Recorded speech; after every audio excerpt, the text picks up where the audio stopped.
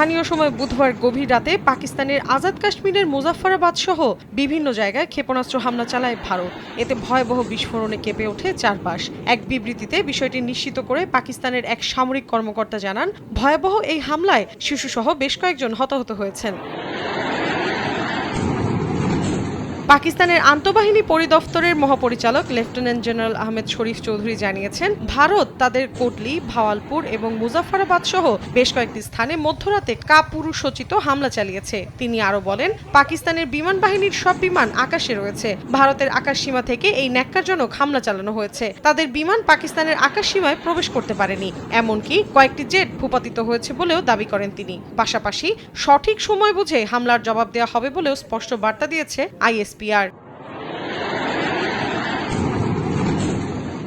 এদিকে এ হামলার দায় স্বীকার করেছে ভারত। এক বিবৃতিতে ভারতীয় সশস্ত্র বাহিনী জানায়, অপারেশন সিঁদুর নামের অভিযানে পাকিস্তানের বেশ কয়েকটি জায়গায় হামলা চালানো হয়েছে। তাদের দাবি, এই হামলায় সশস্ত্র গোষ্ঠীটির অবকাঠামো লক্ষ্য করা হয়েছে। পাকিস্তানের সেনা সদস্যর ওপর কোনো হামলা চালানো হয়নি। হামলার পরপর ভারতীয় সেনাবাহিনী তাদের এক্স অ্যাকাউন্টে একটি পোস্ট করে জানায়, ন্যায় বিচার নিশ্চিত হয়েছে। মৌসুমী সাথী, সময় সংবাদ।